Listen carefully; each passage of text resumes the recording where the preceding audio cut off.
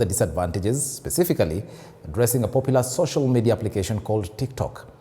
Disturbingly, some users on TikTok engage in provocative behavior such as dancing half naked or even stripping naked during live sessions. Have a look. Kenya has emerged as one of the notable consumers of the internet globally, with about 20% of its population actively using social media platforms.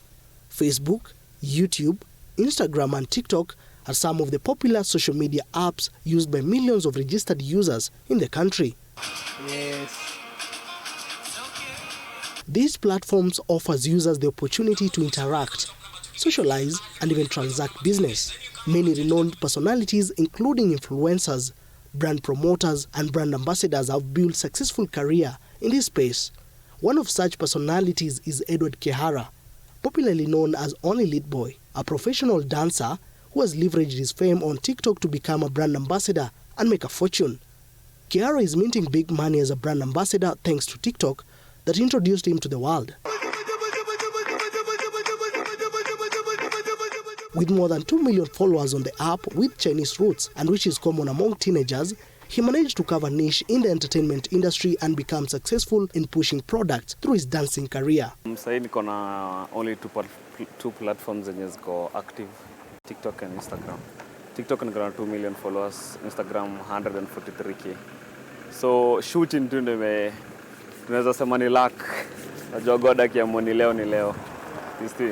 So tuseme aliamua hiyo na tukaendelea kucontinue hadi mahali tukafika.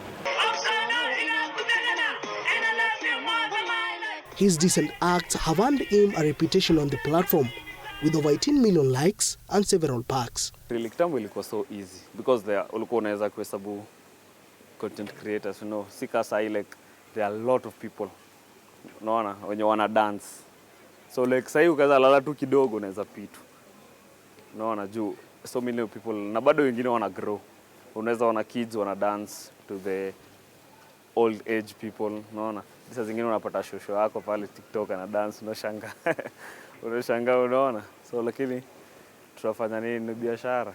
Nifungue kamera ndo nikuje nikidance. Guys, hebu tukue active. However, a disturbing trend has emerged on these social media platforms where users share explicit content. Young people activate live sessions with music playing in the background and dance half naked, shamelessly exposing themselves to anyone who joins the session. Some even go to the extent of stripping naked, which by many standards is unacceptable. What is baffling is, unlike Kehara, who is using these platforms to advance his image and manage to attract more potential clients, for the ones sharing explicit content, one would wonder in exchange for what? Unless it is sharing explicit content and engaging in immorality under the guise of just here for fun. The lives, like unaweza pata watu wanaingia, wana show the explicit, the bodies, wana twerk wengine, you see. People are parading nudity on social media. There's even sex shaming that is ongoing. There are sex parties that are going on online, and people are not paying attention. The Kenya Film Classification Board, a content regulatory body in the country, has warned Kenyans against hosting explicit live streams of adult shows on social media platforms, noting that some platforms have turned into digital brothels where nudity is served in blatant breach of the law. Because like wanaume wanapenda kuona vitu kama hizo. So like watu wengi wanakuwa flooded kwa. Unaweza pata kuna mtu amefollowiwa juu ya body shape yake, si ati juu anaitwa this and this. Unaona? And these things that are being normalized, the normalization of crime, the normalization of obscenity, the normalization of evil through content is what has led to this, where it looks cool to walk naked. It looks cool to use an F word.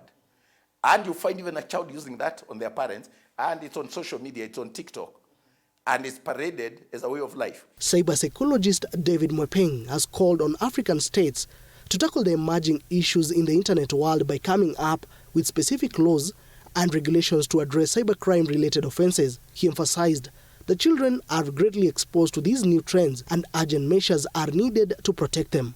Big tech companies, right? They do as they please in Africa. You know, they don't do as they please in Europe. Why? Because here, you know, our regulations are very weak. Facebook can take data, Google can take data and use it as it pleases, but there's no action. So one of the things that we believe will really help us in Africa is if we do this collaboratively. African governments need to demand accountability from these big tech companies. And some of these social media platforms have become free for all. There is no regulation, and they are destroying our children. We are allowing our children to be taken advantage of, to be misled. Some of them are being radicalized. Others are getting into depression because that content that they are consuming, nobody's guiding them. And the deeper they get, the more difficult it becomes. Thank you so much. Thank you so much. Thank you so much. Guys, to go active. The Kenya Film Classification Board has warned social media users sharing explicit content that it will monitor different platforms and collect evidence that will be forwarded to the Directorate of Criminal Investigation. It stressed that the distribution of obscene films is outlawed, and those streaming explicit sexual content on social media risk arrest and prosecution. However, the question remains, will this be enough to curb the alarming trend?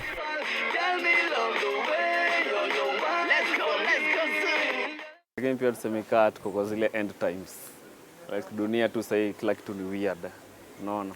Like sasa kila kitu ni free. Like kitambo nakumbuka ukiwa shule ukihug msichana vile ilikuwa ngumu hata mtu anaweza enda kukusema. Like say even it's not a big deal. Like world, tuseme tu world involve. It is time to reflect on it, and I'm saying we must be radical. It cannot be at negotiation in the name of freedom of expression. We must say nothing is more important than life. Nothing is more important than our children. And let me conclude by saying there is no substitute for morality. Simply, Australia has been subjecting these big tech companies to appear and justify, to appear before lawmakers and justify that which they are doing to protect children, to protect internet users. You rarely hear of that. In Africa, you will see internet shutdowns, you see this and that. But there's a way we can manage the situation effectively as African governments by demanding accountability. It needs a multi-stakeholder approach, demanding accountability from big tech companies in terms of the measures that they're putting in place to protect internet users. Internet penetration continues to pick pace in the world, more so here in Kenya, with new numbers of internet users being recorded on a daily basis. But one question that lingers: who will protect the vulnerable, more so the children who at times are being exposed to dangerous content in different social media applications? Mwege William, TV 47, Nairobi.